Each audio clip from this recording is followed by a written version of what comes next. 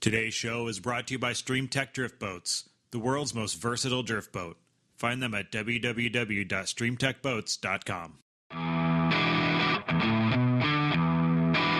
I kind of feel bad for these people, but at the same time I don't because they're stupid. Don't see a circle around yourself, just start pissing everywhere. Oh, I hate the Dutch. Welcome to our country. So. She doesn't really look Canadian. She looks almost American. Just insulted all of Canada. Oh, every time I see something, you got If I'd known that before, I would have just interspaced every other sentence with something horrible. Well, I haven't felt my feet since I sat down in the chair. Can you see your feet, though? No. I'd rather do anything else on the planet than go tip a cow over. How about Canada? Is there any stream access issues up in Canada? Nobody cares. Not very much. Kids, if you don't understand that joke, ask your parents. Evan, Derek? Yeah. Oh, God, here it comes. Your flies are open. Thanks. Grab hold of your flies. This is a podcast for nymphers, strippers, swingers, and dry fly guys. It's the show that brings you stories, instruction, and conservation from three guys who live it every day. This is The Open Fly. All right, time to take a hiatus from our summer hiatus. How's that going for you, Kirk? Good, thanks. Yeah. What are you eating there? It's a maple bar on steroids. I like steroids. Yeah. It's food day. You look like you could use a few steroids. Yeah, we got Kirk over here with a bunch of donuts, Derek here with a couple breakfast burritos, and me with... I don't got anything. It's important to stay nutritiously on the level path in the summertime. Yeah, we got the sun just draining our energy, and we gotta keep up the energy for the show. That's right. We're having a heat wave. We're out of shape. We haven't done this in a month. It's been very hot. Yeah, well, it's going to be 90 something all next week, That's 95. ridiculous. Yeah. Good thing I'm going to be. Oh wait, I'm going to be in Florida next week. Oh, nice. Humidity should be low, right? No. I spent 4 summers in Florida, and that was 4 more summers than I ever want to spend in Florida. Yeah. The only thing about the Northwest when we get that hot is that we're just not prepared for it. Yeah, the rest of the country is all, we got to put up with that for 6 to 8 months out of the year, and you guys get it for 2 weeks and cry about it. Well, we don't have air conditioning. Yeah. Mm-hmm. My truck has air conditioning, but my house doesn't. Well, you could sit in your truck. I could. Yeah. It's not a terrible idea. I sat in a truck yesterday. Oh, yeah? A buddy of mine got a brand new GMC Denali. So you just sat in it? Well, it had cooled seats. Oh, really? I've never heard of heated seats. Huh? Yeah. Huh. Yeah, for $60,000, you too can have air-conditioned seats. So that's just a way to keep your ass from sweating and sticking to it? Yeah, it's when you leave the seat heater on too long and you have to back up the effects a little bit. Oh. Find that perfect balance of I don't know, what's a perfect seat temperature? Probably colder than the air. Yeah, because I think so. I mean, during this time of year, I can barely sit in my leather recliner in my living room because I stick to it. You can sit in it, but you can't get out of it. Right. Yeah. So That's better than cloth, because cloth tends to retain a lot of heat. So does concrete. I sat on the concrete steps in front of my house the other day, and I got hot butt. So is there anything that's safe to sit on this time of year in the Pacific Northwest? A block of ice. There we go. Because we've pretty much ruled everything else out. In the water itself. Oh, yeah, that's not a terrible idea. I've fallen in the water several times. Recently? In fact, a couple of days ago, trying to rescue a sunken drift boat out of the river. Hold on, I'll save you. Yeah. No, there was nobody there unless they were underneath the boat still. Yeah. But it was upside down, bow facing forward, and lodged in a log jam. Like a fairly newish boat? Oh no, it was old. Blew over a white clack of craft. Probably should have feared at least one of those rocks. Well, I almost became a statistic last week too. Yeah. Mm-hmm. And my buddy and I were on a local river, and we're on a trail that he uses to access various parts of the river, and it has a bunch of side trails that kind of branch off in all different directions. And we thought we'd take one that took us to a different part of the river that he had not walked down yet. And we walked down for probably 20 minutes or more, and eventually pretty much lost the trail. It just kind of disappeared, so we started cutting through the woods. and started seeing a bunch of no trespassing signs. So we turned and went the other direction. And, Down. Yeah. Started going the other direction away from said signs and to the direction of the river, and eventually started walking down and found like an ATV trail. So we're like, sweet. And we started walking the ATV tracks and stumbled upon a pretty well put together marijuana farm. So we walk up on that and are just like, bad, because people don't usually leave those things 100% unattended. There's usually some kind of security measures in place. So we backed up out of there. By the time we kind of worked our way out, we stumbled upon like a dirt road, and there's a Dodge truck there, and a guy jumped out with a gun. What kind of a gun? It was a .45. Yeah. Okay. Informed us that we were not supposed to be there, and escorted us out of there with said gun. Was it posted, no trespassing? Not the way we walked in, but apparently somewhere it was. With hands in the air, how did you plead your case? We were lost. Yeah. Well, when we're carrying around 4 spay rods, it's and waders and tackle and everything. Our intentions are actually pretty clear at that point. Yeah. That's what spay rods are for, though. You should have thrown a double spay at him from about 100 feet. Yeah. Right in the head with a big old... Yeah, because that's more effective than a barbell 45. head. Yeah. But after listening to this guy rant, we're pretty sure he didn't get the memo that his operation was completely legal here in this state. True. Maybe he has a contract with the county or something to grow. Maybe he didn't want you to steal his weed. Maybe. I didn't want to steal his weed. Oh, well. He didn't know that. But anyway, yeah, went fishing, tried to, be a pioneer and find some new water, and got a gun pulled on me. So stick to public access, as you can see from the road, folks. It's just like the Old West, though. I mean, it seems like a sense of adventure, Yeah, and actually on our way out of there, we found an old rickety bridge that I fell through. So it was like an adventure movie. Perfect. Yeah, we were like bouncing our way across this old rickety bridge that you can tell they used to like drive cars across, and got to the end of it like they do in the movies, and the board gave way, and I fell right through to the creek. Oh, nice. So it was a very cool day. Did you land on your feet? I did. Good. So, yeah, it was a day. Well, it could have ended badly. Yeah, could have died. I didn't. When I was rescuing this drift boat with my buddy Eric, we thought of all kinds of unique ways to try to get this thing out of the water, not having any Z-pulley kits with or anything like that. But so we tied the bow rope to that little metal clip that's at the front of most glass boats, and then found a rounder that was probably 7 feet in length. Describe a rounder to those that might not. A log that had been cut. There you go. 7 feet in length and about 3 feet in diameter. I mean, a big one. And we thought, what a great way to give that boat some pull down the river than to lash a rope around that rounder. Just throw it in the river. Throw it in the river, tie it to the boat. So that's what we did, except we forgot to tie the rope to the actual clip on the front of the boat. Oh, so you threw the rounder in and took your rope? Right. Right on. Well, the rope that was on the boat. Yeah. Did you chase it down? No, we decided to let it go.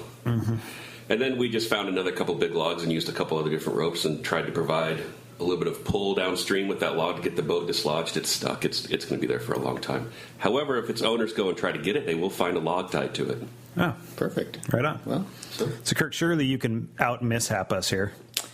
No. Oh. I haven't had any mishaps. I was out a week ago yesterday exploring a local-ish river that you and I were talking about. I have also explored said river. Yep, and I was trying to follow your coordinates to access the river, and I got a little bit off the beaten path and stumbled upon what appeared to have been a previous camp, probably just put up by a bunch of teenage yahoos, but they'd left tarps and crap all over the place and spent butane canisters and more spent shotgun casings than you could count.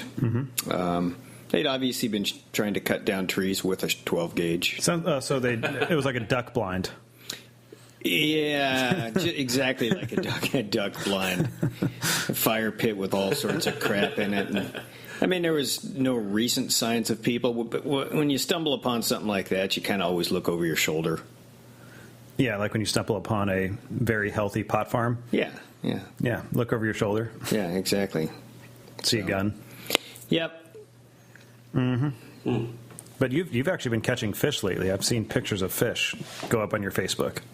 Those are old fish. Fish. I just recycle fish. Oh, okay. I haven't caught anything. Well, You had me fooled. Last Wednesday, I did catch a couple 3 to 4 inch smolts. Oh, So yeah, at that same place. yeah. Yeah, I caught some actually decent trout out of there. Yeah, you gave me the wrong coordinates on purpose. No, I gave you the right coordinates. You just got turned around in the trees. You know, you don't have to go so far to find good fish right now. There's good fishing in the Snoqualmie. Mm-hmm. Oh, yeah? I had a guest on the river the other day from actually staying in the Carnation area. Oh, No kidding. So I took her on down below Plums down to Fall City, and we caught some nice fish, splendid. swinging streamers, which was nice. We still have to try and put together that overnight package we talked about at the Open Fly, where we float people from Carnation down to Monroe, and then spend a night here at Evan's place. Mm-hmm. Oh, they are our multi-day trip. Yeah. Yeah. I think that'd be a hot ticket. As long as it's lunchtime there at the barbecue joint, we just get lunch as we're coming up. That way there's no dishes to Use do here and stuff. term barbecue joint loosely on that one. Any place that like pre-cooks their meat and then just warms it up in a smoker, not really a barbecue place. Well, I eat it. I don't know that to be true. Are you saying that's true? That's actually what they do. Oh, it's like Applebee's? Yeah, pretty much. and the guy is he is adamantly against seasoning his meat. He doesn't use salt or any other kind of rub. It's unseasoned, pre-cooked meat that's warmed up in a smoker. Is it gluten-free? Yes. So at least it's got that going for it. Yeah. Well, you got to put seasoning on your meat. As long as you're gluten-free these days, you're golden. Yeah. In fact, I had a sushi bar earlier this week that every single item on the menu was marked gluten-free, like in bold letters. It was like bigger than the actual menu item. I think that maple Little bar redundant. thing I just had was gluten-free because I feel fine. Just It wait. must be. Donuts are like, they're paying for me, but I love to eat them. Necessary evil. You work through it. I work through it, especially the old-fashioned chocolate-covered cake ones. Yeah. Oh. Hey, stop that. So is there anything actually news-related besides the mining company trying to screw up the Met How? Oh, yeah, somebody's suing somebody over at the Leavenworth hatchery, too. Oh, yeah. Yeah. Man, we are just a Litigious. yeah. Litigious. This Well, state. The Wild Fish Conservancy is a very litigious group, but that's how they put pressure on people. Yeah, Well, I thought we were going to have them on, do a little field trip. They're just down the road from here. they are, but I can't get them to find the time for us. Well, apparently they don't realize how important we are. And No. how Maybe much- maybe we should file suit against them. That'll get them to come up. A libel suit for snubbing us. Yeah. I've been in there 2 or 3 times now, but I know other people that have been snubbed by them as well. So Yeah, me too. Well, it should be quite interesting. That's now what, the second lawsuit up here in the Northwest that's Recently. that's claiming that government agencies are not doing their part in. no, it's like the 3rd or 4th because you got the Elwha situation where there's lawsuits involved. You got the Puget Sound situation where lawsuits are involved, and then the Leavenworth hatchery. But no, to me, the more serious situation right now is the Met How with that big. They want to basically one of the companies that's involved in the Pebble Mine situation up in Bristol Bay is wanting to explore options of putting in a pebble mine in the headwaters of the Met How River, which is going to be met with a very, very fierce opposition. Me being one of said opposition people. There was a photo that was posted that already showed a kind of like a topographical. It wasn't. That's not a photo of the actual It's a area. schematic. A schematic, right? Yeah, conceptual drawing. That would be quite massive. Yeah, but with all the ESA listings in there and just how fragile that watershed is, it's going to be. They got an uphill battle, but we know those companies care much less about the ecosystem than they do about their profits. What? And it is a foreign company too, which also makes it more bullshit. But Yeah. it always is.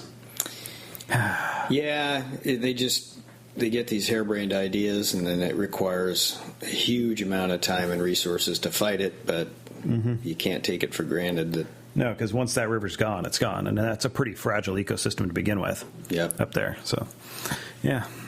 Other than that, we got the IFTD show next week, where all the new products of the fly fishing industry get unveiled, and I'll be there. I imagine you will. Yeah. Do you have one of those new reels around the office here? The new Omega reel from Allen? Yeah. I don't. I got the schematics up on my computer right now. I was reading over them, but the actual finished product is being sent to me. What Take. is new coming from Allen this year? The Omega series reel, which we're machining in Detroit. So it's a new Nice. all made in the USA reel. Uses a similar drag system to the XLA reel that Alan's been selling for the last year, that extra large arbor one that's been massively popular. So Well, that's what XLA stands for? extra large arbor, yeah. That makes sense. There you go. So yeah, those are the two reels that we're quote unquote unveiling there because they're both new this year. Is that a saltwater reel? Yes. It looks pretty sharp. Pretty much every reel we make is quote unquote a saltwater reel. It's just, the difference is marketing. Yeah. I mean, all the parts are all corrosion resistant and everything. Pretty much any fly reel nowadays you can just rinse and be fine. Is it designed as a big game reel? Oh yeah. Yeah. Yeah, the same drag, you can see that XLA reel on that rod right there. You crank that drag down on that thing and yeah, let me know if you can move it. Mack truck. Yeah, pretty much. It's a little overkill. It doesn't move. Yeah. That was So like a perfect brook trout reel. yeah, you could line it up on a rod that would cast a brook trout at least 50 feet. Nice. Yeah. So I'll be there next week if anybody listening is going to be at the IFTD show Where's that at? in Orlando. Oh, that's right. That's why you're going to Florida. Yeah. I lived there for 4 years. Yeah. I'm not a fan at all. It made me appreciate what I have up here. Yeah. Being a Washington native, I had to move someplace like Florida to move back and be like, oh, wait, Washington doesn't suck. Well, at least while you're there, the humidity will be low. Right. 98%. Didn't we already cover this? Yeah. We're just running full circle here. I guess that's a sign. Yeah. Should we go to break and then come back and talk to our first guests? Sounds good to me. Yeah. So we're going to have Blood Knots on. Blood Knots is a media company in Colorado who's doing a film to spotlight wild steelhead and the controversies around that. A topic we haven't talked about on the show before. Because there's a lot of wild steelhead in Colorado. There is. It's interesting reading their webpage that what they're advocating is a way to free their minds from the burdens of success and to escape the confines of what it means to be successful. I'm sure I could have some words about that. I wouldn't know. That won't be a problem for me. That seems like right up all of our alleys, doesn't it? Yeah, I've got like a wall of bait casters and spoon rods and then my pile of jigs that I've been tying up over there. Most of that's for salmon. I don't really show a whole lot of restraint for salmon. Salmon are food. Well, you're successful then. Yep. Or something. All right. Okay. Break. This is a fly fishing show, so we should talk about fly fishing. Yeah. Right. Anyway, all right. Going to break. We'll be back in a moment with Blood Knots.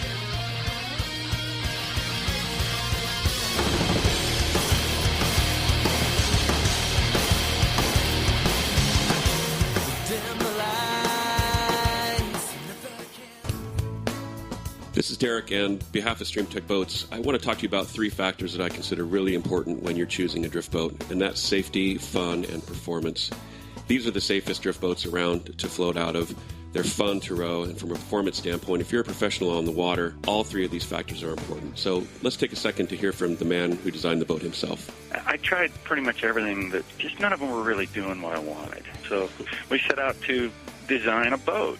I'd call it the one boat that would maneuver like the hard boats, that would go in the really rough places, that would float high, that would have all the amenities that come on a hard boat with anchor systems and good leaning. A very nice flat floor that you can inflate hard, that you can stand on. No bolts, no nuts, no pins, no clips, nothing to put it together. For the reasons that it's so good for fishing, it's got this rocker, and so it pivots quickly, and it slides out on the foam pile when you come off big drops. That rocker just climbs right out on the foam pile. A total game changer. So there you have it. My recommendation, Link's words. Look for us at www.streamtechboats.com. Call Link directly. He'll answer that phone, and he'll get you on your way towards the best drift boat on the market.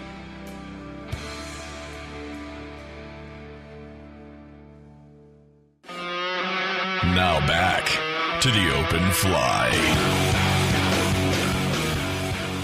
Okay, we are back with today's conservation segment. Today we got Blood Knots, and Blood Knots, you're a kind of a media company, is that right, of sorts? Yeah, so we're actually based out of Salt Lake, and I thought it was Colorado. Salt Lake City. There we go. Okay, carry on.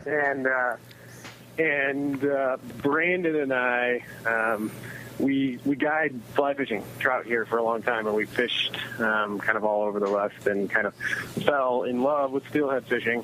And throughout our quest to find fish, we've just been kind of documenting it along the way. And we kind of decided, hey, this is cool, and so we started trying to make a business out of it, and got the idea for our two hands, and that's kind of where we're at right now. Right on. So you guys travel to like Oregon every winter? Is that what's going on, or? Yeah, we've been, closest to us, we fish a lot in Idaho, steelhead Okay. in Idaho, on the salmon and the Clearwater.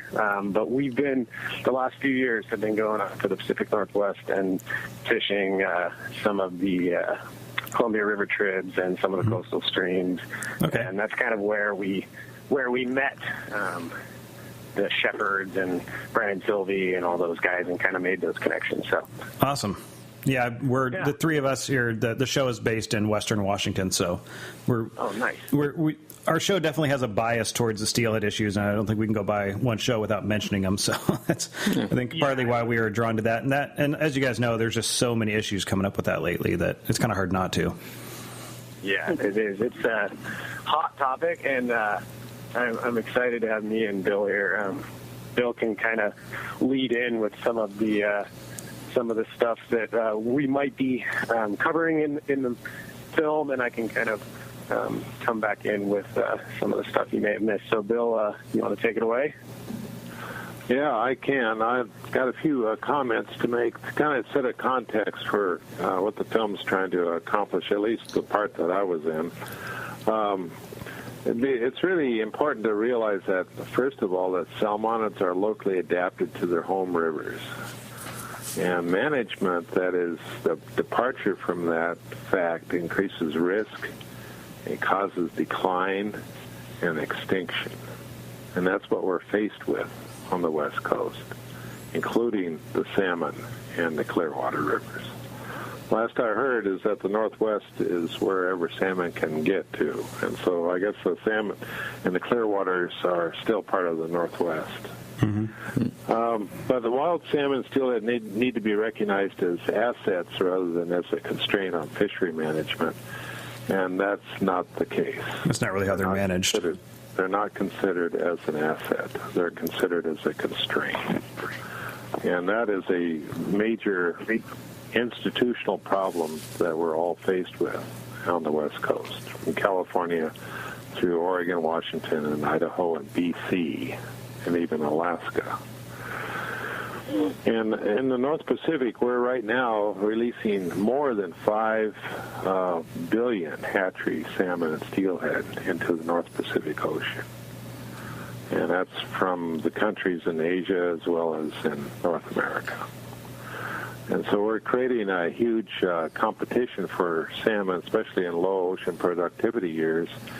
We're causing competition for wild salmon in the ocean even. But when those salmon return, those hatchery salmon return to the rivers, they tend to stray, and they're causing impacts on the rivers that they're homing back to or straying into. The salmonid management is based on on a corporate model of industrial production for a product for fisheries, and they're using public funding to accomplish that. And fisheries management treats conservation as a constraint on industrial production of salmon for consumptive use. And on the Columbia River, for instance, since 1978, and this a couple of years before the Power Act was passed that brought in a lot of federal money into the region to solve the salmon problem. We've spent $13.75 billion, and the runs continue to decline. And the goal to increase the run of salmon, not differentiated between wild or hatchery, but just salmon total, in the Columbia River Basin of 5 million has not been achieved. And mitigation with using hatcheries for degraded salmon habitat and blockages within the basin. 40% of the Columbia River Basin, a basin that is about as large as the country of France, has been blocked to salmon production through dams. And that mitigation for lost salmon, wild salmon, hasn't worked. And actually what we're doing is we're in the process of replacing wild salmon with artificially produced fish that have poorer survival. Their survival rate is about 50% or less than wild salmon when they spawn naturally in the stream environment. I want to. All right. Why don't you guys go ahead and you can segue into whatever the next segment is. Go ahead, Mia. Well, I'll say first, my name is Mia Shepard, and I live in Oregon. I wear two different faces these days. My husband and I have an outfitter, Little Creek Outfitters. We've been guiding since 2003 on the John Day River, the Deschutes River, Sandy River, primarily focusing on steelhead, and then I also work for the Theodore Roosevelt Conservation Partnership, and they're a group that focuses on influencing federal policy back in D.C. that benefits fish and wildlife and public access. But I wanted to make a comment, here listening to Baki and talking about harvest and what is the sustainable level? How do we achieve sustainability of wild fish when you have more and more use every day? And that's a question that I keep asking myself, because I've worked for ODFW. I've done pit tagging on the John Day River, and I've seen how they conduct their management, and I work with them now quite a bit in my job, and I want to see wild fish return to our rivers more than anything, and I think one way to achieve that is to eliminate dams, but then we also have the use. We have, our populations are growing every single day, and with that comes our use of natural resources, and also, as a guide, we need to make money, and how do we do that? Well, we're introducing fishermen every day, and we're introducing new anglers to steelhead and fishing, and which is a great thing, because I also think that introducing new anglers to fish, then you're also showing them the special places, and you're showing them, and we're teaching them handling techniques. And when someone connects into a fish, then they automatically, or I should say, when an angler connects with a steelhead, they become invested. And they become invested in the community, but they also become a user now, and so we're increasing the usage. And how do you manage that? Bill? What is your solution to management of use and harvest? So, just like, where's the balance between having enough advocates for the resource versus too many users? Yeah, it's been a theme we've brought up on the show a few times. We have, and on the John Day right now, I'm struggling because I'm watching a very special place that I've accessed for 10 years. It's now, call me selfish, but it's going to eventually turn to public hands. It's going to be sold to the BLM, and I know the second people find out about it, it's going to start increasing the usage more and more and more on this river that is very intimate. It can't handle the pressure as the Deschutes, and the usage has already, in the 10 years, we've actually been guiding over there since 2001, and the pressure every year gets more and more and more and more and more.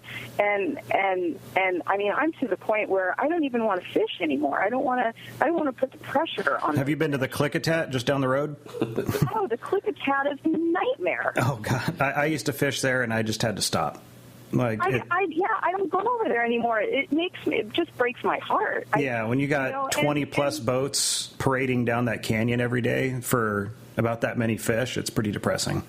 Oh, it's really depressing. And I've seen one, again, a spot on the John Day where 10 years ago no one was there fishing, and now there's 20 boats floating down this section where you only have 5 good runs. Mm-hmm. I mean, you literally need to row to the takeout. It isn't worth it. It doesn't.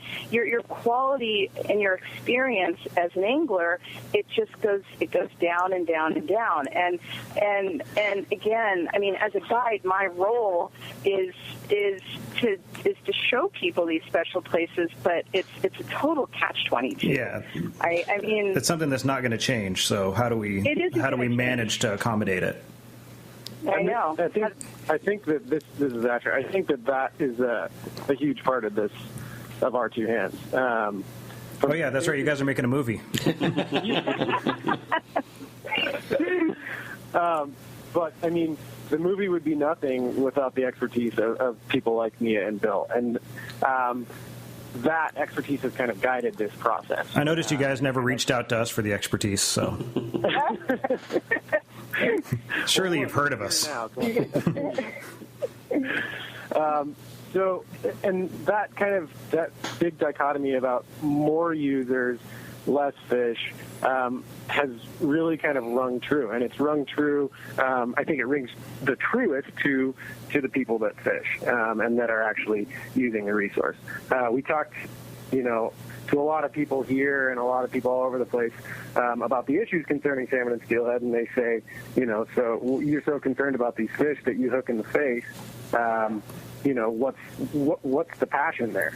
And to be honest, after talking to everyone and kind of thinking about it ourselves, there would be no conservationists, and there would really be no progression towards kind of rebuilding these ecosystems and the sustainability of wild fish without well-educated, kind of future-minded. Yeah, it's always kind of the anglers that are the ones fighting for the rivers. You're not seeing your average non-outdoorsy person really caring enough. Right. And I think a big part of this, and why I think swinging flies in particular for steelhead and salmon, the culture that surrounds that part of this massive sport that we call fly fishing, all these different types of fly fishing, just the culture there is, in our eyes, kind of really a model for the way that a lot of new anglers, or whether they're fly or gear or whatever they want to do,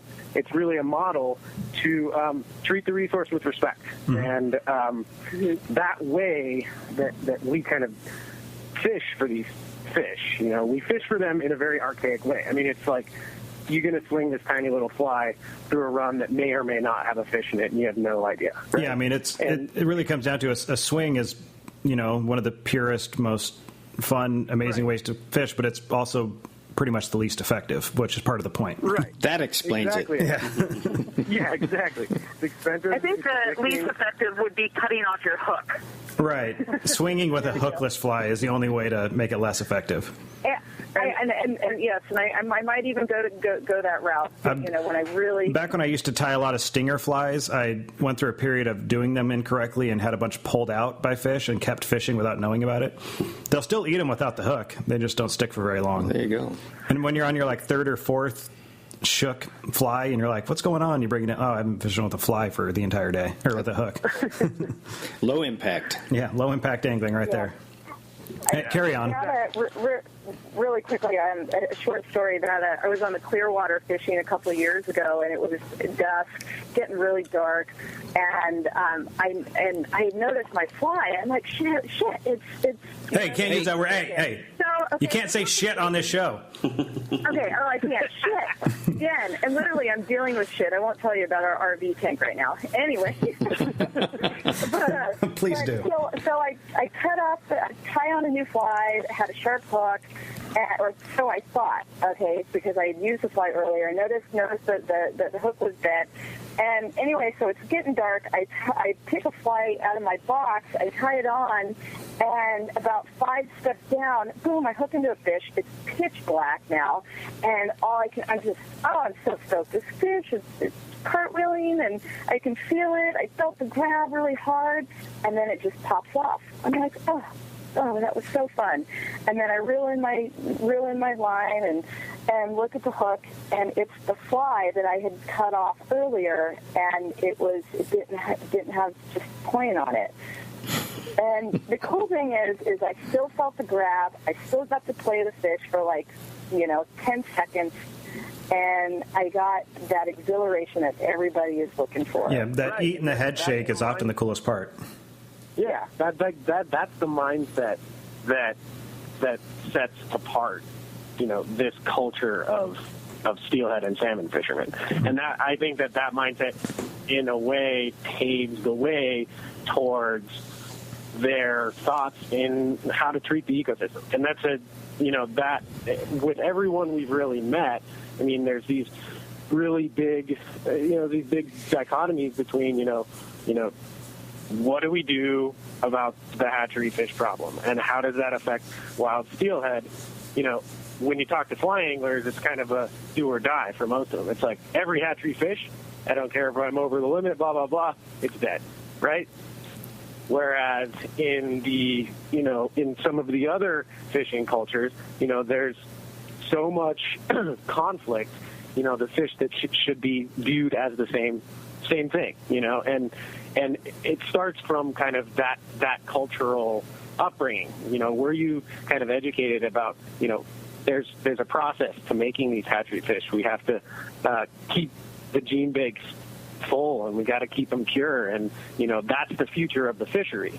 And diluting those basic elements that let us go fishing is the detriment to all the communities, whether you're a fly guy or a stonewall conservationist, or you want to kill every fish and blah, blah, blah. I fall right in the middle of all that.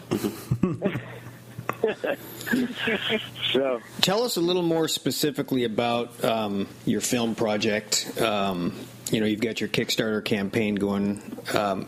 Once you get it funded, what's the next goal or the next step? What do you have planned for the finished product? Yeah, so once we have this Kickstarter campaign done, which is totally stressing me out, we have some trips planned over the late summer here. In August, we're going back up to Oregon. We're going to fish with Mia and Marty and Brian. But we're also we have some great contacts at some of the colleges and universities up in Oregon and in Washington to basically kind of give context to this whole thing. One of the big parts of this is that Bill and I have kind of talked about is kind of following the money through licensure, through mitigation, through all this kind of state and federal funding that goes into these fisheries, and how much the taxpayers are really paying for their fisheries and for hatchery fish and what's happening to the fisheries. I think it's a really interesting portion of this. And a lot of that comes from, a lot of sending out emails and cold calling, and we've been connected with great people at ODSW and people in Washington. And so we're kind of focusing on the Pacific Northwest. The Puget Sound tribs we are going to cover in the springtime during Occupy Skagit, which I hope they do again. Yeah, we're right on the banks of the kind of on the Snoqualmie, and then really close to the Skykomish. That's where we're located. Awesome. So, yeah, we're right in the heartland, baby. Yeah. Cool. Well, we'll meet you there. Sweet. So, and I think like this next part of this film is really kind of bringing to light, and this is partly a fly fishing film, and bringing to light what the people in the fly community are doing, and doing in creative ways to, help not only maintain their businesses, but, maintain the fishery for the future. And kind of what the big disconnect is between the two opposing sides, Just in our short time in Oregon, for 2 weeks we were there, it was blatantly obvious to us how much conflict there was. We would pull up on beaches and there would be things inscribed in the sand. We have some footage that Marty took of people protesting outside of the Native Fish Society gala. I mean, there's these big kind of portions of this that the film is really trying to explore from both sides.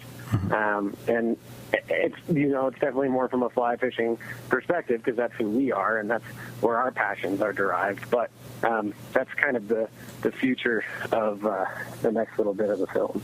So are you interviewing or talking to any conservation-minded non-fly fishermen at all? Or are you trying to get their story at all? Because, I mean, there definitely is some movement going on that side, too, but the fly community seems to be kind of oblivious to it. Yeah, totally. So Mia has connected us to some great people who have, worked for ODFW or are part of the national sports fishing industry. One of them that she connected to is her boss, right, Mia, Jim Martin. Oh, he isn't my boss, but he's on the board of TRCP. He's on the board. He was a fishery director. I'm sure Bill Bakke knows him very well. Jim Martin. He worked for ODFW for a number of years. Cool. Yeah, I think it's important to kind of bring those two sides together, because there's a lot of conflict, like you guys said, and it seems like it's us versus them. But I mean, it's me personally. I mean, admittedly, I fly fish, but I'm not 100% a fly angler. I mean, I work for a fly fishing company. It's mostly what I do, but it's not all of what I do. And, since I fish with a lot of guys that don't fly fish at all, and I know how passionate they are about conservation, I know that it's not exclusive to fly fishermen. No, for sure. Definitely not. And it's a different viewpoint of conservation. I mean, that's the main issue. It's like they're seeing this portion of the conservation. I mean, we're conserving our fisheries through building, there's a variety of issues, but building, more fish, and more fish means more hatchery fish. But what does more hatchery fish do to the wild fish? So the conservation, I mean, everyone wants, there's a portion in the film where Travis Johnson is like, everyone wants more fish. That's the way it is. We're all anglers. And that's where the harvest. Sorry. No, go ahead, Mia. Sorry to interrupt. Go ahead. Jeez, how rude. I know, I'm rude. I get called Ask Marty, he can tell you.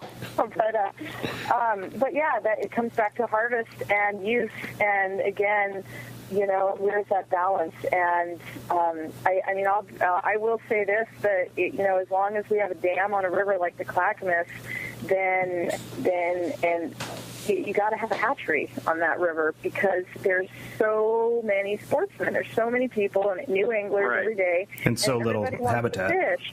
And there's so little habitat. I mean, wild fish don't spawn. I mean, and most of the spawning happens above the dam on the Clackamas, and wild fish can't get to that. So what do? I mean, if without a hatchery, then you're not going to have a fishery on that river. Right. And so that's where that balance comes in. And I really believe, the Sandy, a perfect example. The dam was taken out. Get rid of the hatchery. The fish are coming back. In fact, the steelhead, we're seeing so many more true salt fish. It's insane. We're seeing 18-pound fish, like 15-pound fish, on a constant base now over the last 2 years. Then you got the Elwha where they pulled the dams down and then built a hatchery. But yeah, I mean, the Sandy doesn't need a hatchery anymore. Yeah. So it's, again, it's, we got to convince our managers what the people want. Yeah. All right. We're going to have to wrap this up. We're running out of time, but I want to cover how our listeners can support the movie, how they can see the trailer, see if it's something they want to support, find out about it. Where can they do that and all that? Can I actually have to go, so I have to get on another phone call. That's fine. Okay. We didn't want you here anyway. I know, thanks. Hope to meet you guys someday. Yeah. And I think Asher and I think we're planning on stealing my brother-in-law's GTO and cruising around Washington for a steelhead trip this winter. So maybe we can connect with you guys. Possibly. I admittedly, for a lot of the reasons that you guys mentioned, I kind of stopped winter steelheading, but I might be able to get out for one or two trips. But yeah. Okay, just come and let your hair blow in the wind with the GTO windows down. In the middle of winter in Washington. In the middle of winter. Yep. Evan doesn't have a lot of hair to blow. Yeah. Okay. See you later. Bye. All right. Bye, guys. So Asher, Bill, either guys, just give us the info on on where we can find the trailer and see what you guys are doing and support. Yeah, so you guys, everyone out there can find links to the trailer and to the Kickstarter page on www.bloodknots.com. And the trailer's featured there, and you can click the Kickstarter link and go on there. We have a whole bunch of great reward tiers set up by some of our sponsors, Scientific Anglers, Airflow, Sims, Winston, Qualitree, Gold Zero. And we're close. We're getting there. We're on our way. We're a little bit above what it actually shows, just from in cash and stuff. But we still need everyone's help, and we are, we want to thank you in advance for supporting the project and even watching the trailer and spreading the word. And Bill, if you want to say any last things, you're welcome to. Slow down, Bill. Slow down. All right. Well, how about this? The first 5 listeners that donate and send us proof of donating, we'll send a shirt too. How about that? Oh. Yeah. Like a used shirt, one of the ones we're wearing now? Yeah, I'll just take this one off. I haven't showered, so. Okay, perfect. You can have this one. It's got that steelhead muck on it. Yeah, it's been a couple weeks since I've hooked a steelhead, so I haven't showered since then. Cool. Well, it's kind of like a playoff beard, only it's a steelhead. Once this podcast goes live, I'm sure it's going to put you guys right over the top of your goal. Oh yeah. Oh yeah, we're going to blast right through it. Nice. Okay, I'm in. Yeah. Thanks, you guys, for reaching out. You're welcome. Yeah, again, listeners, go to bloodknots.com, watch the trailer for Our Two Hands, follow the links to the Kickstarter, and send us the proof of your donation. And the first 5 of you to do that, I'll send an Open Fly podcast T-shirt too. And everybody wants one of those. Yeah. Nice. Oh yeah. Oh yeah. High demand. Mm-hmm. Derek, you had a question for him that you talked about before the show too. It was an important one. Are you talking about the water quality standard goal? No, the one pre-show before you pulled something up on your computer and the origins of the name. Oh yeah, is this inspired by the Ben Harper song, the Our Two Hands? I know. That was our one. So we've been bouncing around all these names forever now, and it came down to 3 weeks before we were doing it, and I was like, all right, guys, which one do you like? And they're like, well, this one's his. I like this one the most, but it sounds like that stupid Ben Harper song. I was like, I know. I was like, I know, it sucks. I'm like, I know. I was like, it's perfect, though, because, we're obviously two-handed spay casting, two-handed casting and rods. And, my spoon rod takes 2 hands, too, so it's all-inclusive. Perfect. Boom. Yeah. Well, you're excluding all the Tenkara people because they just use one hand to fish. So we're not very ten curious yet. Anyway. 10 curious. I like that one. I like that too. Yeah. 10 karma. Yeah, I don't. Tenkara and steelhead probably don't mix very well. Oh, just you wait. No, man. Well, I don't know, but they did. I mean, the old way of catching tuna was basically Tenkara. Right, yeah, you just throw them up, right? Yeah. You just boomerang them up into the boat. You didn't need to cast 150 feet back in the day because you could just walk across rivers that had fish in them, just use a Tenkara rod for catching steelhead. Yeah, exactly. That's pure pursuit right there. There'll be 25-foot big game Tenkara rods hitting the market. Don't you doubt it. Well, I'll be at the IFTD next week. I'm sure I'll be on the lookout Get for us that. a couple of demo versions. We'll test them. Are any of you guys going to be in Orlando next week for that? No, I'm not. We're going to be wrapping up everything here, and Brandon and I are in peak guide season right now. So although we do all this film stuff, we still have to. Were you guiding there in Utah? Yeah, we guide in Utah and in southern Wyoming, up in Heber Valley. Oh, cool! I was just in Heber Valley a couple months ago. Nice. I went there. There's that the Wasatch Fly Expo, so I went there for that one a few days early and stayed with some friends in Heber there and fished the mid Provo and then the lower Provo for a couple days.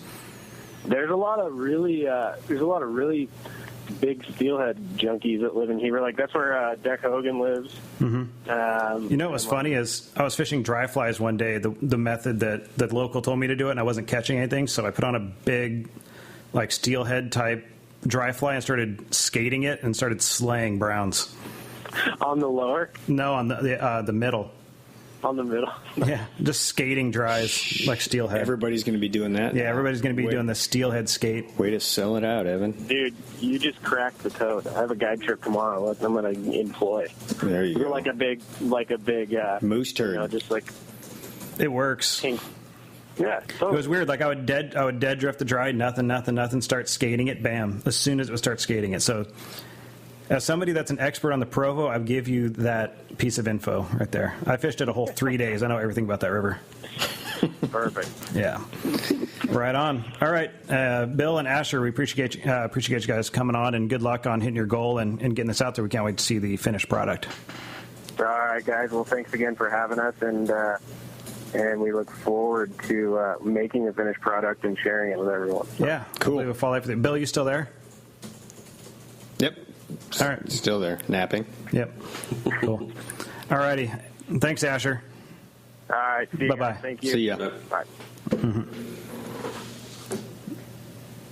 Neato. Yeah.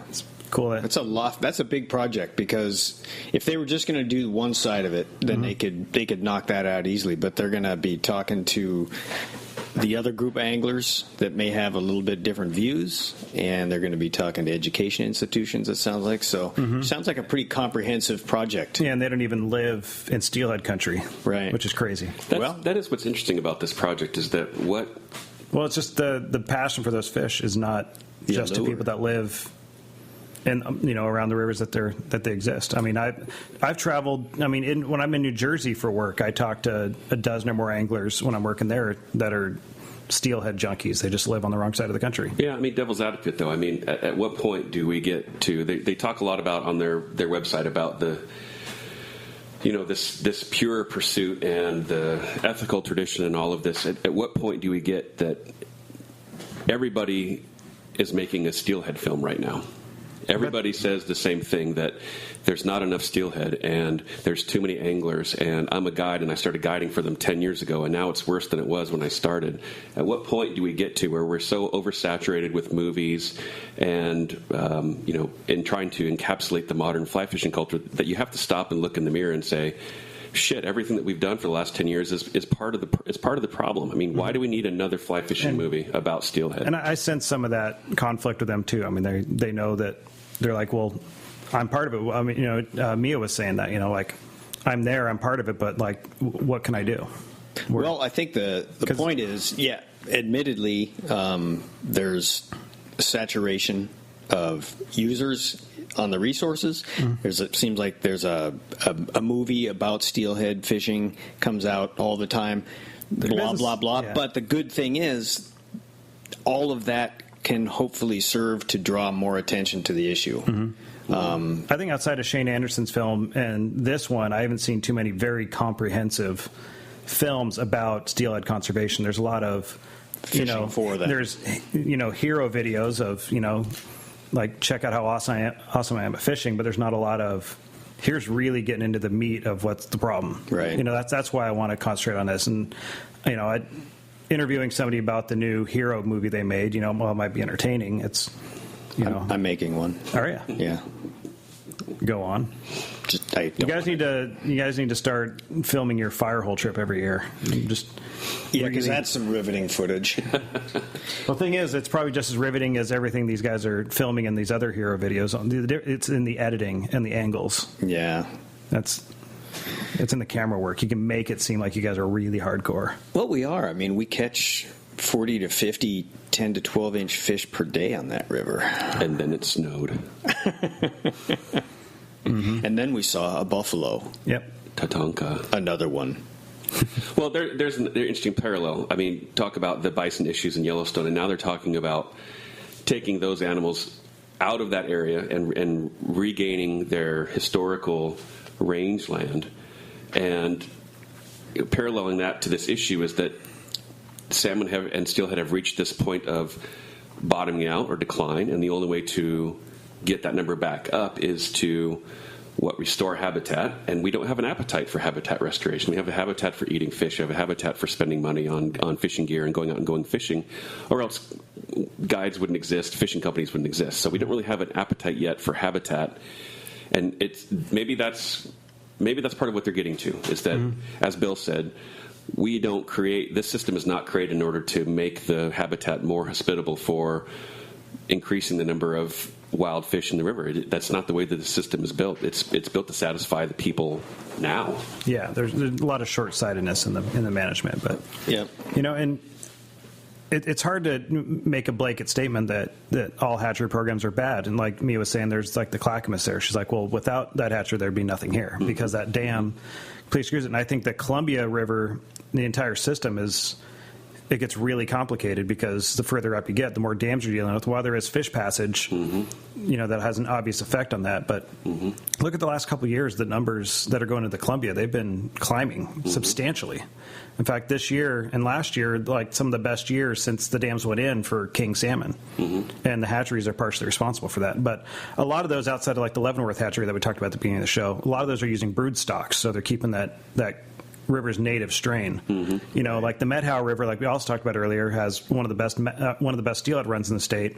Is largely in part to that hatchery program, but all they do is get brood stock from that river's, native strain. So they're not introduced fish, and that river does awesome. It's very, very tightly regulated, and it's a short season, and it's very, it's very independent, or it's very dependent on what the NOAA allows that year. But I've seen that work. So we talk a lot about hatcheries and stuff, but I want to make the distinction that not all hatchery programs are the same. Right. The problem is when you introduce those out of basin strains. Yeah, and that's what the tribe is doing on the Yakima with the steelhead populations that are there as well. I mean, they're capturing the hens as they're coming up. They're getting their eggs. They're rehabilitating them. Restoring their health, their vitality, in a hatchery type of a scenario, and then actually holding them over for a second, simulated spawn, and then letting them go back in. Yeah. So, it is interesting that man is going to always have to have an interaction with steelhead in order to save them. And perhaps that's what's driving this whole thing, is that everyone wants to be involved in the restoration process of it. They want their name attached to this, and that's interesting. Yeah. A couple guys from Utah that are trekking northwest and try to make a film about it. It's just interesting. Yeah. Well, it's a fish for everybody.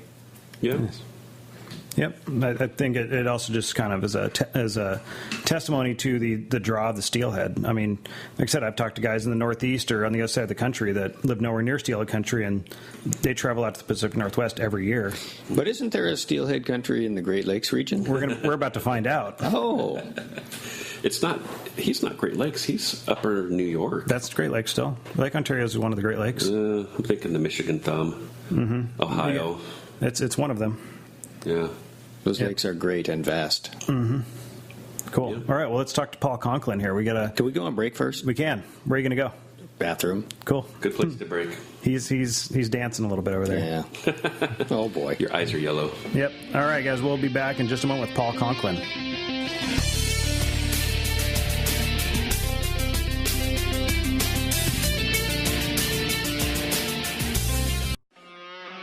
Now back to the open fly. All right, well, welcome back, and it's time for guide stories now. This time we're going to be talking about the Salmon River in upstate New York, and we're with Paul Conklin, who runs Paul's Guide Service. You can find him at paulsguideservice.com. Simple enough. Derek, you sound way better than usual. What happened? Oh, I'm now in the captain's seat. I'm not regulated to the corner, but now I'm looking at myself, looking over you, and my hands look like they're going to grab your head. That's kind of weird. All right, well, I'll just have to stay focused. It was a matter of time before the mutiny took place.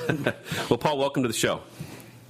Hey, thanks for having me. Yeah, so tell us a little bit more about what you do there. On your website, you've got, it looks like opportunities to catch salmon, steelhead, browns, and you're in the upper part of the Northeast. So tell us about your guide service and why you do what you do there. I do a little bit of everything. I do two-handed spake casting. That's become the new rage on the Salmon River. It seems like the river itself is more of a gear-type driven bait-type river. And I think treble hook driven. A lot of guys are getting bored with that, and I think they're switching over to the two-handed thing just for more of a challenge. And I do a lot of single-handed indicator fishing from the drift boat and from shore. Gotcha. Also. Okay. Now, the only knowledge of this river that I have is simply, I think, from a video that I saw of people fighting each other on one side of the bank. Do you guide directly across from that? Or tell us a little bit about what's the scene like there in the salmon? Is it really that way? It can get pretty intense on like the holiday weekends during salmon season. It's definitely crowded. You got to figure you're a 6-hour drive from how many major cities on the East Coast. So it attracts a lot of people. And the numbers of fish, it's for a couple $100. Guys can drive up there and catch the same size salmon they could catch in Alaska, and where they'd spend $5 or $6 grand for a week. So it's definitely tourist driven there. That's for sure. Okay.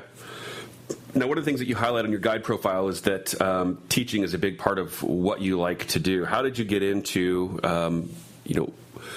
where did you get your teaching emphasis when it comes to fly fishing? Where did that come from? A lot of it's self-taught.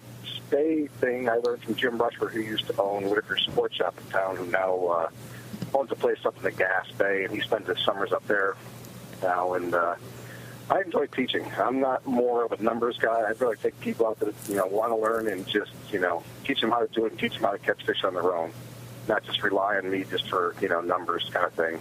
Which a lot of the guys on the river, that's all they're all about is just numbers. I'd rather teach people and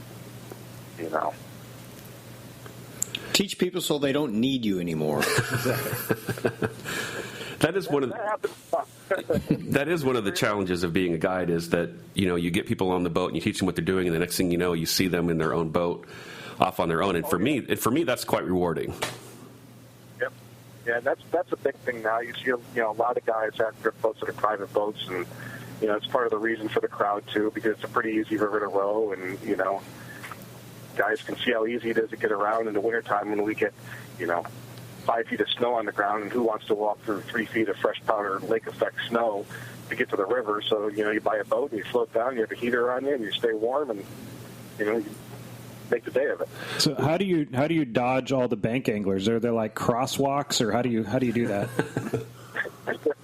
Rowing a drift boat during salmon season is pretty interesting. It's the river's fairly shallow in most spots, so it's not only navigating the river, it's navigating the guys standing in the middle of the river in chin-deep water that don't want to move for you. That always becomes kind of interesting, especially when they're in a line of guys and you make eye contact with that first guy in line, and you can kind of tell if he's going to move for you or not.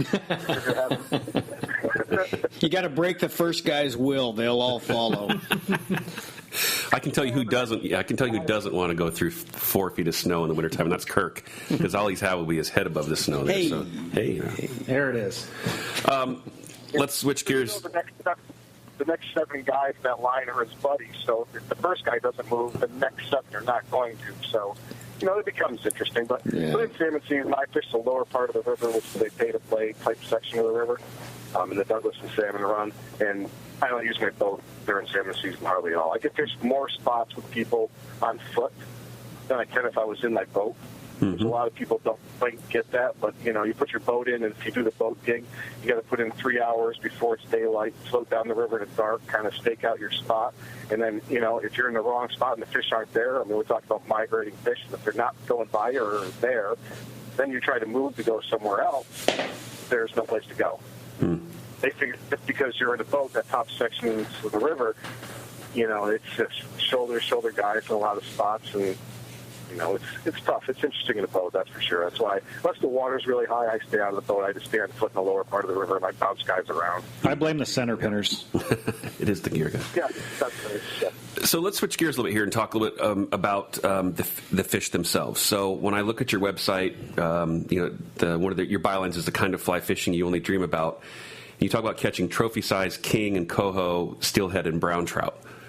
When I think about upstate New York, those aren't the species of fish that I think about. I think about char. I think about brook trout and so forth. What's the genesis? What's the history of the fish there in the area that you're guiding for?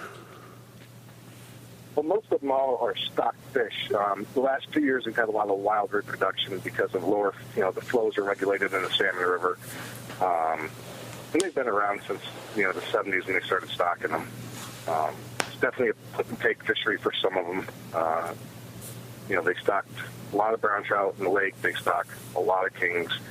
And the natural reproduction, I think last year on the river, they estimated that a creel census was like 75% in the Salmon River, a lot lower in the smaller trips around the lake. But in the Salmon River, because we have minimum flows during the summer and the hatcheries there, those fish during the summer, all those fried stuff make it quite a bit. So, the last couple of years, we've had a lot of kings in the river and a lot of kings in the lake. Mm-hmm. So are you affiliated with a fly shop in the area? Do you, as an independent or as a guide service operator, do you affiliate yourself with a shop, or what's kind of your home base? No, I just do it all on my own. I'm all independent. I get a few trips out with a couple of fly shops, but other than that, I've always been just independent, did everything on my own, and it's very cliquey and a lot of politics in the guide game, especially there. And no. Politics and really guide? well for me. Works out well staying on my own. So, being an upper northeast coaster, and you, an earlier segment we had today was talking about the steelhead and salmon issues we're having here in the Northwest. What, if any, parallels do you see between what you're doing, whether it be from the guiding standpoint or a conservation standpoint? Do you see with what's happening here in the Northwest, or are they just two worlds apart? It's kind of two worlds apart. A lot of the guys from here go over there and, jump back and forth. But it's, we're in a different thing. I mean, it's hatchery fish for the most part, and, it's catch and release. They've lowered, the limit on the lake. There's still 3, but the limit on the river is only 1 compared to years ago. So, I mean, they can lower the number down on the lake, but there's just so many steelhead around that, like you said, you take a guy out 3 or 4 times and show them how to do it, they can figure it out pretty quick on their own and don't need to again. Do your fish have an adipose fin back there? Yes. Because out here, hatchery fish are born without one, as I understand it. So do you get a percentage of people that want to swing flies? What's the ratio? Do you get guys that want to do a traditional swing, or is it indicator and from the boat kind of fishing for the majority of it? Majority of it this past 2 seasons, I'm going to say, probably is just strictly swinging flies. Oh, okay. Cool. Yeah. I mean, there's times in the dead of winter when it's, our winter isn't like a north, your winters out there. I mean, our winters, we're talking it's going to go a high of 10, and it could be, 15, 20 below in the morning when you start, and, Oh, my. Yeah, but that's a dry 15 or 20 below. We have a wet 45. They're the same thing. That's true. Our wintertime river temperature is, stays at 33 degrees, where, it takes forever for us to get to 40, which that's basically the temperature you guys have for winter temperatures out there. Yeah. It's, stripping line, and then, it gets old. I mean, you're constantly breaking ice out of guides and, that kind of thing. Using the Skagit head and using mono for running line is definitely a plus. It definitely helps, strip it in line, keep the ice off the guide. Mm-hmm. So do you end up with resident rainbows there in your fishery, or is that not part of what you're doing there?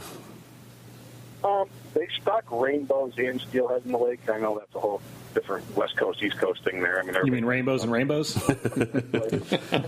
Hey, let's not get into the... That's a double rainbow. So you do get some that residualize then? Yes. Gotcha. Yep. Okay. So what does a typical day look like, for this time of the year for you? Here it's 90 degrees before it gets 10 o'clock in the morning, so we're on the water before the sun comes up and hopefully off before all the recreational floaters are on the river. Is that something that you are dealing with as well, or describe the fishery to us? No, because our fishery is from September to May. So, during this time of year, everything's out in the lake. There's some summer run steelhead that come in, but now they come in mainly in September. And there's some Atlantic salmon that come in, but everybody's, the same thing, like you eat early morning, late at night. But everybody's pretty tight-lipped about that fishery. And, there's not a lot of them around, but there's some of them around. The guys want to target them. It's basically the fishes are off-season now during the summer, so... Gotcha. And so what are you doing now in your off-season? What keeps you going? Is it, for me, this is my height of my season. The off-season for me is your high season. So what keeps you occupied during this time of the year? I have another job. I have a purchasing manager that I've done for a long time, and it works out well with my fall schedule and my winter schedule of guiding, so I can do both. You're managing what? I missed that part. He's purchasing manager somewhere. Oh. He manages the purchases. Okay. Yep. Is that in the fly fishing industry or a different industry? No, different industry. Different industry, okay. So you've been guiding for, what, just over 10 years, is that right? Yep, yeah, like 13, 14 years. 13, 14. So what, in your opinion, what's been the biggest change in terms of guiding over the last 10 years or 5 years or even more recently with the whole concept of modern ethics and modern techniques? What's been the biggest change that you've seen from a guiding perspective? Well, the biggest change is definitely competition. There's a lot of boats. There's a lot of guides in New York. And it's definitely that part of it. I mean, in 2000, you could go out and, you might see 10 drift boat guides out. Now you go out on a Saturday when it's busy, and then the latest creel set says they would go around and count the trailers on a Saturday. All week long on a Saturday, you'd be typically 40 boats in on top of the regular crowd. Wow. Still not worse than the Soul Duck. You can do like 70-plus boats on that during the middle of winter. No, but I mean, pressure is pressure. No matter where you go, there's going to be a lot of people. They have 100 times more fish than we do, though. Yeah. So, well, not as bad. Yeah, on the eastern end of the Salmon River, but on the western end of the Salmon River in Idaho, how far out west have you fished the salmon, Paul? Because Lewis and Clark came the whole way. Where you guys pull out a map, people? You'll get it. Now, Paul, question to you: have you during your off season you get to travel and do any kind of fishing outside the region? Have you been to the Northwest or? Never been to the Northwest. Usually, if I do go somewhere during the summer, I go up to the Gasp and fish for Atlantics. Oh, nice. Now we're talking. Yeah. So tell us a little bit about that. You've never been out here to catch a real steelhead with sea lice? Nope, I've never caught a real steelhead. Nope. Yeah. Only pretend ones. Imaginary. Oh, I forgot. We're not going to get into that. Sorry. I'm just kidding. I have a lot of respect for that fishery out there. In fact, I really want to go do it one of these years. I was going to do it last year, but it got way too cold. Polar vortex and all. Oh, yeah. Are you talking about for the Atlantics? No, well, that and the Lake Run fishery. The Lake Run fishery. Okay. I'll say it diplomatically.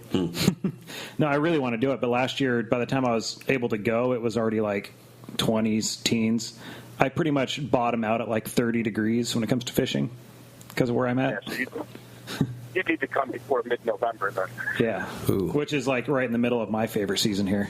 Oh, you can pick up a Bills game while you're there. Yeah, I love the Bills. Duh, Bills.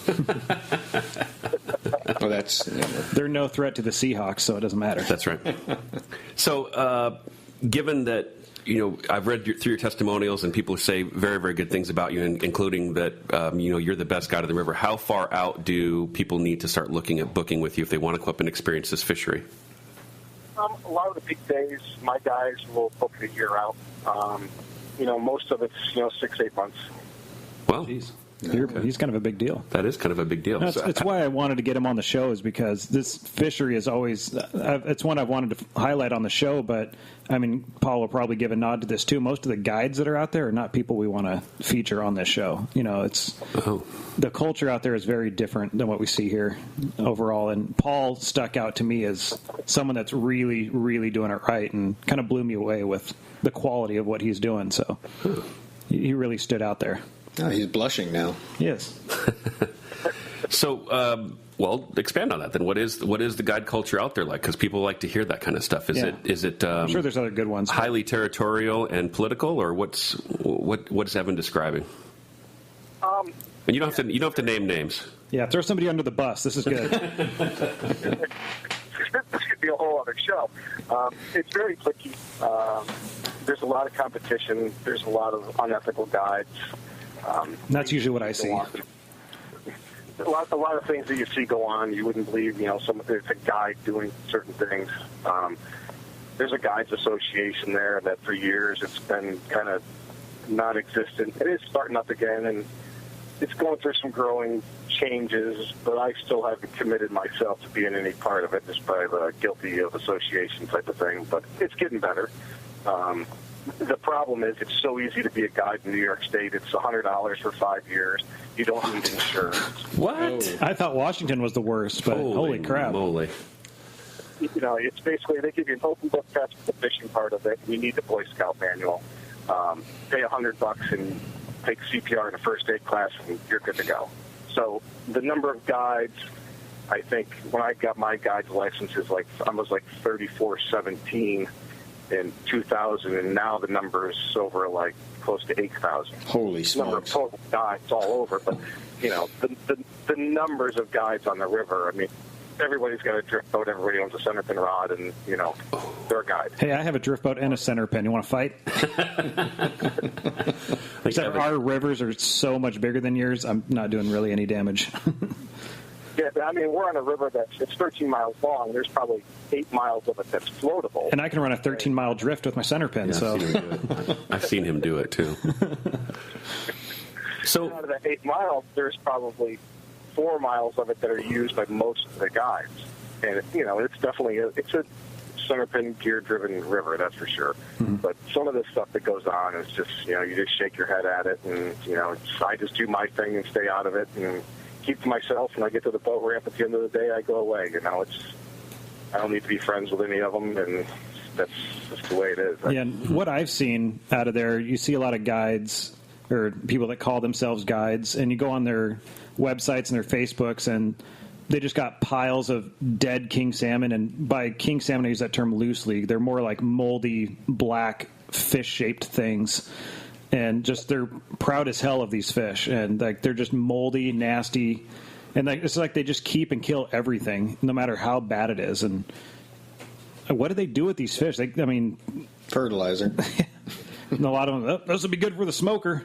I don't know. Smoked boot still tastes like smoked boot. It's terrible. Well, maybe that's not such a bad idea. I mean, if you talk about a place that has an overabundance of biomass, start putting those dead salmon on a truck and trucking them out here and dumping them in our rivers. I don't think we want the Great Lakes contaminants. Oh, that's I think those true. fish are actually pretty contaminated. Is that true? I've heard that. No, but the state does have a thing in the syllabus that you're not supposed to eat any over 30 inches. I mean, enough people eat them along the East Coast. Maybe that explains part of the reason why. Nice. So brass tacks here. My New Jersey clients. Just your Jersey clients. That's funny. So brass tacks here. I mean, what you're describing is obviously a place that you're very passionate about. To the majority of the people that listen to us, I mean, we do have people that listen all over the states, but we're more, we're Northwest centric here. You mentioned deep down inside at the end of the day, you do what you do and you get off the river and that's your deal. What keeps you motivated to, to speak for that fishery when what you're describing is far different than what most people think about when they think about a salmon and a steelhead and brown trout fishery? I mean, so at the end of the day, what keeps you plugging for the next morning? I just like seeing people catch them. I mean, Edwin was looking for a picture of me holding a king. I haven't caught a king salmon probably in 5 years on my own. Once the season starts, the last thing I want to do is pick up a rod. And I don't fish with my clients, which 99% of the guides on the river all fish with their guides. When you look at their pictures, like they said on Facebook and stuff like that, the guides hooking fish and handing the rod off. I don't do that. I just enjoy teaching people how to catch them and watching people catch, especially for the first-time guys that, hook their first steelhead and it peels off, 70 feet of line. It's jumping and they're, running down the river and they don't know what to do and they can't walk and reel at the same time. And, it's just that every day that drives me to, do it again the next day. Mm-hmm. So you don't fish the salmon on your off days then, or do you have any off days? No, once it starts, I'm flat out. And the last thing I want to do is go fish on my own in that crowd. Huh. And I would be such a shitty guide. Stand there, cast there, make the line go that way. Oh, you're doing it wrong. Just give me the rod. I'll do it. So that's what fishing with me would be like. So have you had any of the women of the salmon calendar on your boat as guests? Have you seen this? I have seen that, and yes, I've not had none of those on there. Go on the Googler or the Facebook and look it up. It's awesome. Some of the women I have in my boat are a lot better looking than some of those women. There you go. There you go. I believe it. But if somebody told me that such a thing existed, I mean, Derek told me, he's like, have you seen this Women of the Salmon River calendar? And I pretty much said right away, I think I pretty much told exactly what it is, just knowing some of the culture around there.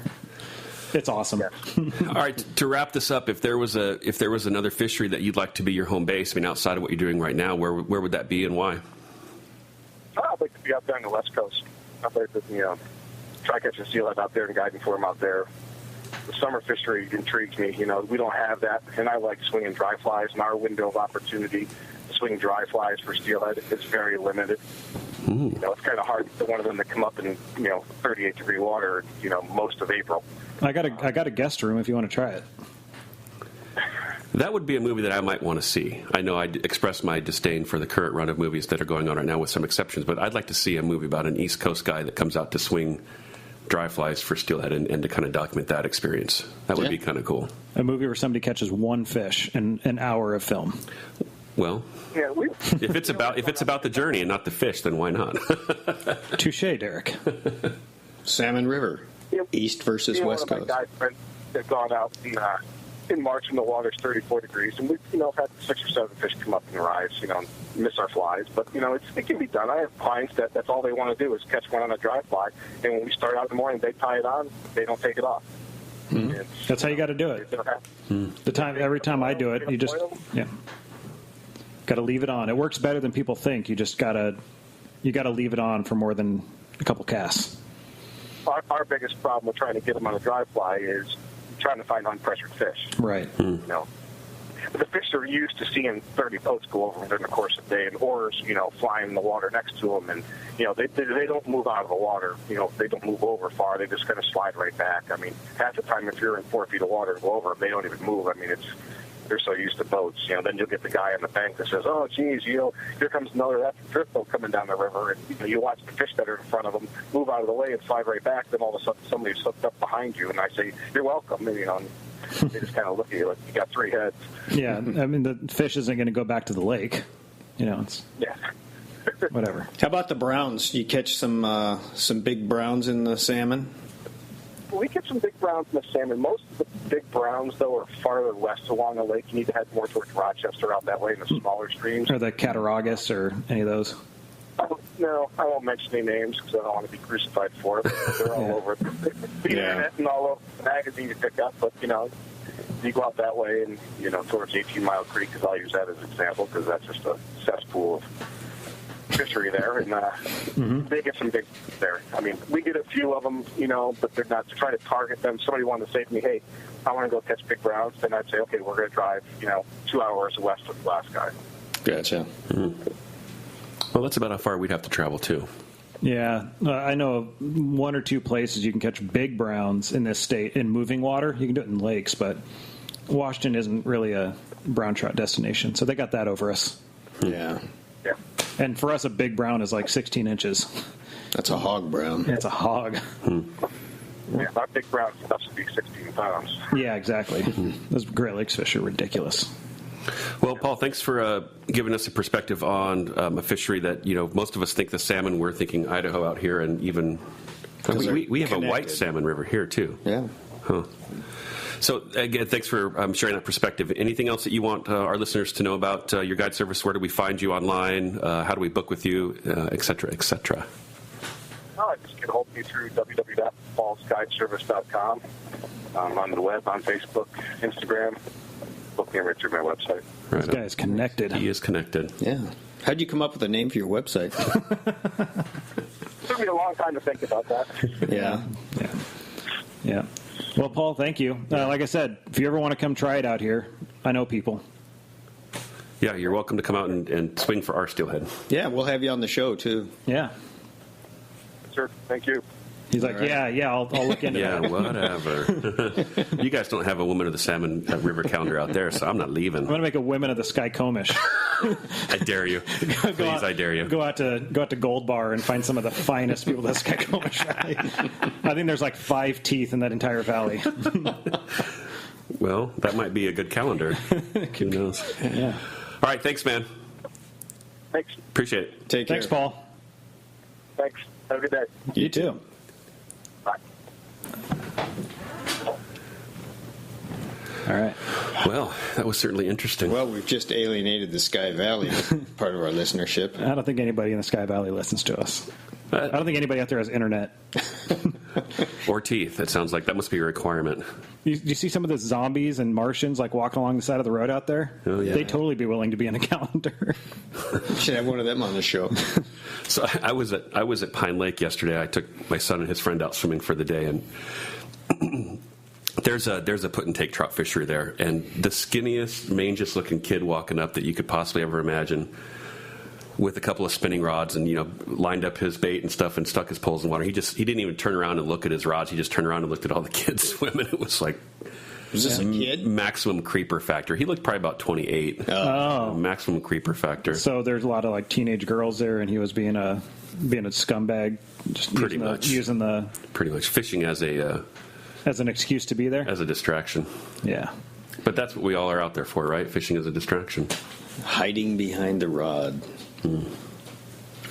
Okay, well, with that, that seems like I feel weird in this seat. Can we switch back? Yep. All right. Musical chairs. Come on. Keep the kids entertained while we're moving around. Hey, maybe I'll do a dance, little dog and pony show. You need a dog and a pony first. All right, now all is right in the world. No. You didn't finish your beer, Derek. I'm offended. It's a malt liquor. It's a malt liquor. That's beer. Colt 45. Yeah, I brewed a malt liquor, and I'm forcing these guys to drink it. What do you guys think? Is it drinkable? It's very drinkable. It almost had a little citrus overtone when I first put it to my nose. So the bouquet of this malt liquor is very fine.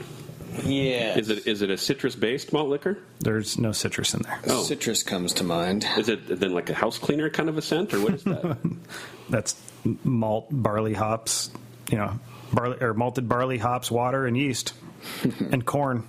Oh, it's the corn then. Yeah. Well, my people call it maize. Yeah, it's maize. It's flaked corn. Nice. Who's your people? What do you mean, you people? Well, beer drinkers. Oh. And corn. Right. Anyway. Had corn last night. Did you? Yeah, white corn, locally grown. Good stuff. Cool story, Hansel. Yeah. I was on a Grand Ron trip a couple of weeks ago. And Is this about corn? It is about corn. God damn it. GMO corn or organic? When I was a kid, we used corn for chum for fishing. Bringing this back full circle. You are a dirt fisherman, aren't you? I learned from the best. So my buddy's like, we're having... Talking to the mic, Derek. We're having ribs and tracers for dinner. And I'm like, I've heard of sliders. Tracers, yeah. But I've never heard of tracers. I'm like, what the... There's a tracer. You'd never heard that before, huh? And he's like, oh, we're having corn. I'm like, oh, I get it. Yeah. Tracers. Because you can see them in your... 10-hour turnaround. Yeah. Yes, you can see them in your coop. But I chew all my corn pretty well, so it's hard to say. Yeah. All right. I don't know. Anyway. Must be my classical. Let's talk about asparagus. What's up with that?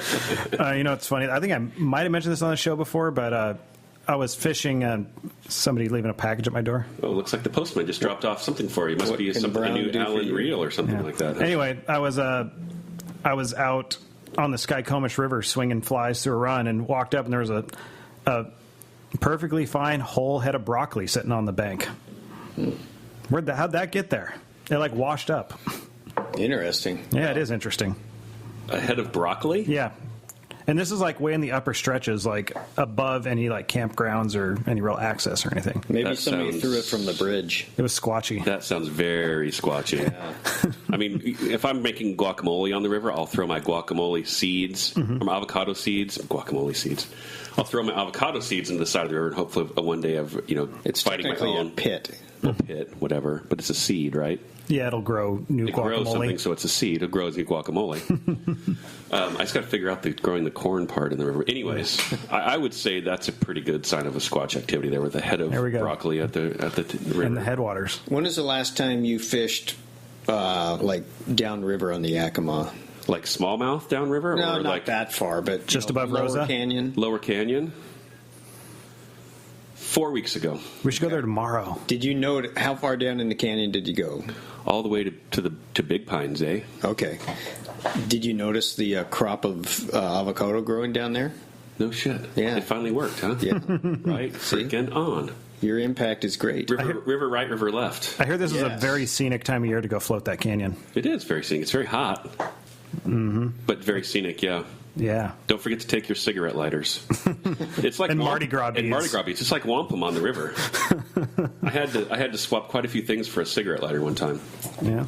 Vodka. You had to do some things you weren't proud of, and you're proud of them? It wasn't Women of the Salmon River calendar, quality stuff, but I did have to raise my shirt, yes. All right.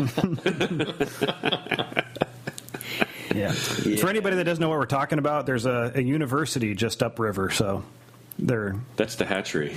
Yeah. There's a nice tube hatch that comes out of there. All the spawners head upriver.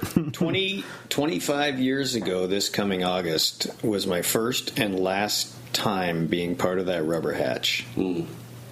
Yeah. So you haven't used a rubber for 25 years? Is that what you're saying? Saw that coming. So we got married in Yakima. Got married in Yakima on August 12th. And on the 11th, we did, all my relatives that were in town from out of town, we did a recreational float down the lower canyon. Good Lord. And my first time and my last time being a rubber hatcher. Did something go poorly? No. Oh, I thought there was a reason. No, just saying I've been there. Oh, cool story. Yeah. It was a long time ago, though. I mean, certainly the scene has changed a little bit. Certainly. Although the last time that I was there, that 4 weeks ago, I was on a demo float with some people from Walla Walla who eventually bought a boat, and I met up with them on the Grand Ronde a couple weeks ago. That was kind of cool. They gave us some wine. There was three kids in a little cheapo little Walmart raft with a cooler full of beer, and they were stuck in a tree. If they were in a stream tech, they would have been able to row out of that. Right. Well, we had to actually call the sheriff, and Nice. the jet boat came out. Nice. Yeah. And eventually we ferried them across the river because they lost their boat. So actually it was taking people from one side of the river to the other. Did they save the cooler of beer, though? They did save the cooler And they're of beer. probably underage, so they got a minor in possession. The sheriff didn't come in time. Oh. The sheriff boat, you could hear him coming up and down the canyon about an hour later. So, but that was interesting. Yeah, even that gentle, lazy lower river has its perils. Yes, it does. Yeah, if you're not in a proper boat. I mean, most of the time they don't have any kind of paddles or anything. They're literally just in the boat, sitting there. Whatever happens, happens. A couple of tubers on the upper river the other day, they were using ping pong paddles for paddles. That's smart. Excellent. It is pretty smart, right? I mean, think about the torque you get with a ping pong paddle. Yeah, a lot of leverage. A lot of leverage. Yeah. Yeah. On that note, should we let our listeners go get on to something more important? Yeah, we should probably talk about the next show, too, right? Yeah, the next show. The 24th. 24th. Oh. Yeah. Well, I've got a conservation guest. We're going to talk about the Skeena River. The Skeena. Oh, Yeah. nice. Sweet. Yeah. I'll be fresh back from a trip to Idaho, so I'll be kind of brain dead that day. I will have been guiding 2 weeks straight, so I'll probably be brain dead as well. So that'll be an entertaining show. I'll be here, so I'll be brain dead. If you keep drinking that malt liquor. So it sounds like a good show in the making. Yeah. Yeah, we're really talking it up here. Top notch. I'm putting you guys in charge for finding us a guide to talk to. For reals? Yeah. On the 24th, huh? I picked this one. Yes, you did. It's your turn. All right. I'm sure. Kirk, you want to take a shot at it? I'll find one. Yeah? Yeah, I don't think you've ever picked a guide. You've got us a couple of conservation guests, but I'll find one. all right. We'll find out who that is next week. Maybe we'll find a guide on the Yakima River. Oh. How about that? That would be entertaining, wouldn't it? Do you know any? Yeah. All right. I mean, I feel like it might, kind of like shitting on Derek's burrito, but I already ate it.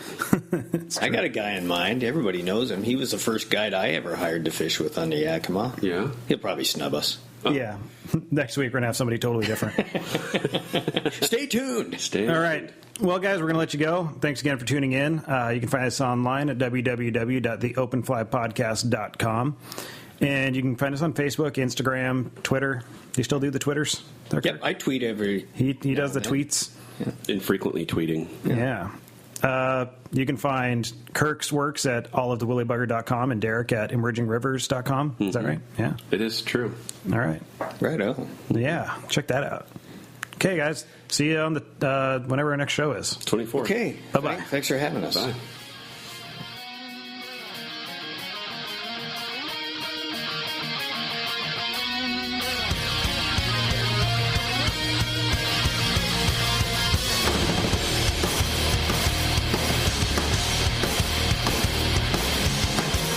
Damn the